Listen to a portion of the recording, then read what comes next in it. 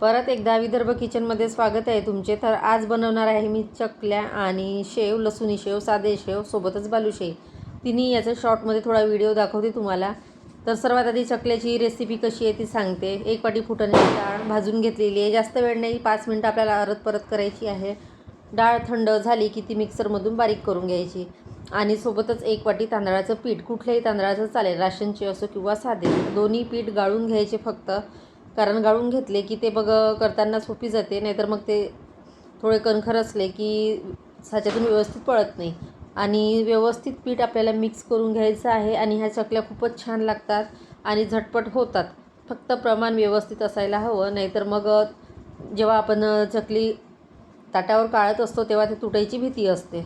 तर अशा पद्धतीने दोन्ही पीठ समप्रमाणामध्ये घेतले। त्यानंतर 1 चम्मच लाल तिखट, त्यामध्ये कांदा लसूण मसाला वापरू शकता। नंतर अर्धा चम्मच हळद घेतलेली आहे आणि अर्धा चम्मच ओवा घेतलेला आहे, हातावर चोळून घ्यायचा। जास्त कुठलेही मसाले यामध्ये ॲड करायचे नाही, सिंपल अशा चकल्या होतात आणि अगदी चवीला एकदम भारी लागतात। त्यानंतर 2 चम्मच तीळ घेतलेले आहे, पांढरे तीळ, आणि चवीनुसार मीठ। मीठ सुरुवातीला मी थोडं कमीच घालते, कारण जास्त मीठ व्हायला नको।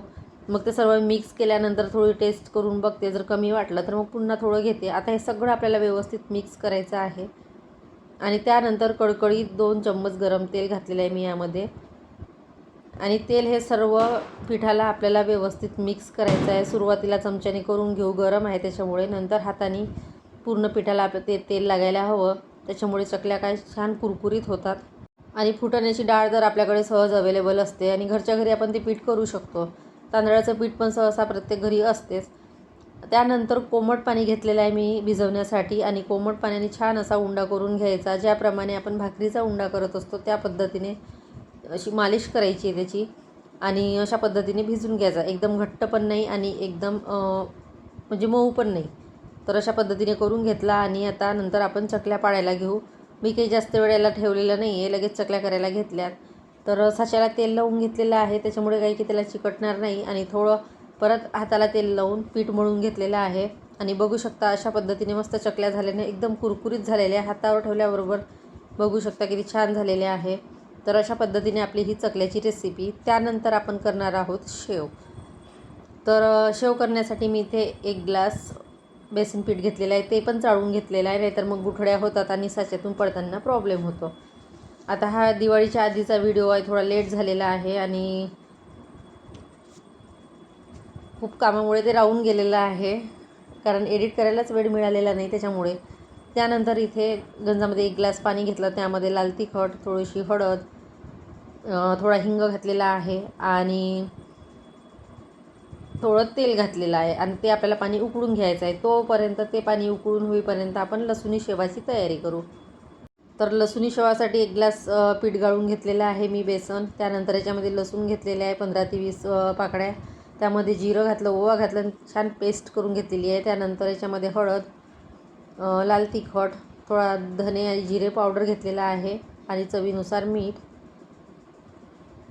तर हे लसुणी शेवासाठी आपल्याला गरम पाणी वापरायचं नाही, ते साध्या शेवासाठी ठेवलेलं आहे मी पाणी, आणि त्याचे पण छान होतात शेव, अगदी कुरकुरीत आणि खायला पण भारी हलके होतात बिलकुल। तर अशा पद्धतीने आपल्याला लसुणी शेव आता करायची आहे। तर यामध्ये मीठ घातलेलं आहे आणि त्यानंतर व्यवस्थित सर्व मिक्स करून घेऊ, आणि यामध्ये आपल्याला गरम तेल घालायचं आहे, साधारणतः 1 चम्मच। आता हे तेल सर्व बेसनाला मिक्स करून घेऊ।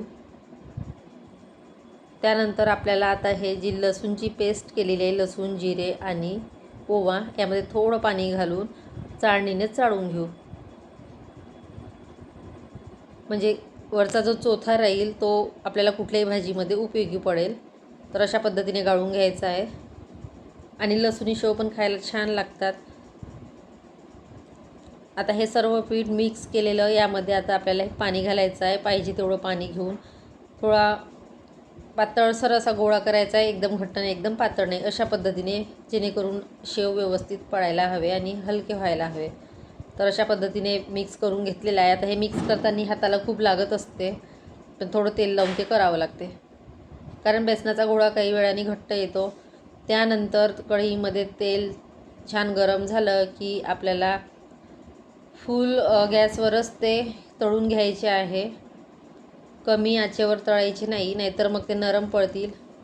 तर अशा पद्धतीने हे लसूणी शेव केलेले आहे. बघू शकता अगदी छान झाले, कुरकुरीत झाले आणि लसणाची चव असल्यामुळे खायला एकदम भारी लागतात ते. तर आपली ही दुसरी लसूणी शेवची रेसिपी. आणि आता आपण करणार आहोत साधे शेव. तर यासाठी आता हे पाणी बऱ्यापैकी थंड झालेलं आहे, एकदम गरम पाणी घ्यायचं नाही. आणि एक ग्लास बेसन घेतलेलं आहे, हे पण आपल्याला असं पातळसर भिजवून घ्यायचं आहे. पाणी जे केलेलं आहे आपण मसाल्याचं ते पाणी ॲड करून. या कोरड्या बेसनामध्ये कुठल्याही आपल्याला तिखट हळद घालायची नाही, कारण आपण पाण्यामध्येच घातलेली आहे त्याच्यामुळे. आणि अशा पद्धतीने 10 ते 15 मिनटं छान फेटून घ्यायचं आहे, म्हणजे आपले शेव कुरकुरीत आणि खायला हलके होतील. त्यानंतर इथे मी थोडा जाड साचा वापरलेला आहे, कारण मला हे जाड बनवायचे होते. तर तेल छान गरम झालं आहे आणि अशा पद्धतीने आपल्याला हे शेव काढून घ्यायचे आहे. त्यानंतर आता बालुशाहीची रेसिपी. तर बालुशाहीसाठी मी साधारणतः 2 वाट्या मैदा घेतलेला आहे. आणि हो, बालुशाही मी फर्स्ट टाईम ट्राय करत आहे, पण छान झाले ते, पुढे तुम्हाला दिसेलच. 2 वाट्या मैदा घेतला, त्यामध्ये पाऊण चम्मच बेकिंग पावडर, जो खायचा सोडा असतो तो, नंतर चवीनुसार थोडं मीठ घेतलं आणि तूप टेम्परेचरमध्ये अर्धा वाटी. आणि हे आपल्याला व्यवस्थित मिक्स करायचं आहे. जोपर्यंत तूप व्यवस्थित लागत नाही मैद्याला, तोपर्यंत आपल्याला त्याच्यानेच मळायचं आहे, पाणी ॲड करायचं नाही. हे व्यवस्थित तूप लागलं की मग थोडं थोडं पाणी घेऊन घट्टसर गोळा करायचा आहे याचा.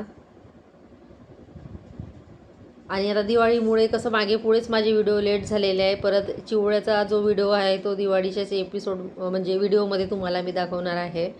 तर अशा पद्धतीने हा घट्टसर असा गोळा करून ठेवला आहे आणि आता 15 ते 20 मिनटं आपण याला सेट होऊ देऊ. त्यानंतर इथे कढईमध्ये मी 2 वाट्या साखर घेतलेली आहे. 2 वाट्याला 1 वाटी पाणी घेतलेलं आहे. आणि आता आपल्याला 1 तारी पाक करायचा आहे बालुशाहीसाठी. आता साखर तुम्ही कमी जास्त घेऊ शकता आवडीनुसार. आता सहसा प्रत्येकाला कमी गोडच आवडते आणि 2 वाट्या ही नॉर्मल ठीक आहे. जर याच्यापेक्षा कमी पाहिजे असेल तर पाक थोडा पातळ करायचा. नंतर यामध्ये मी विलायची पावडर घातलेली आहे, थोडं केशर घातलेलं आहे आणि व्यवस्थित हा मिक्स करून घेऊया. आणि यावरची मळी काढायची असेल तर तुम्ही लिंबू वापरू शकता. आता माझ्याकडे लिंबू अवेलेबल नव्हतं म्हणून ते मी वापरलं नाही. त्यानंतर पिठाचा असा छान आपल्याला सेट करून घ्यायचा आहे आणि छोटे छोटे गोळे करून घ्यायचे आहे. अशा पद्धतीने मी छोटे गोळे केले आणि जे आपलं लाटणं असते त्याच्याने होल केलेले आहे, कारण पीठ आपलं छान फुगलेलं आहे ते सोडा टाकल्यामुळे. आणि तेल याला गरम नाही पाहिजे जास्त, अगदी मंद आचेवर आपल्याला 10 ते 15 मिनटं तळून घ्यायचे, जेणेकरून आतून ते व्यवस्थित तळले गेले पाहिजे, नाहीतर मग ते खायला कच्चे लागतात आणि मऊ असतात. तर अशा पद्धतीने मी 10 ते 15 मिनटं ते तळून घेतलेले आहे अगदी मंद आचेवर. आणि इकडे आपला पाक पण तयार आहे आणि गरम पाक असताना गरमच बालुशाही आपल्याला ती पाकामध्ये टाकायची आहे. फर्स्ट टाईम केले मी, पण व्यवस्थित झालेले आहे. आधी असं वाटलं की दिवाळीला करू की नको करू, बिघडलं तर काय, पण बिघडले नाही, एकदम मस्त असे झालेले आहे. चला मग भेटूया पुढच्या व्हिडिओमध्ये. तोपर्यंत बाय बाय.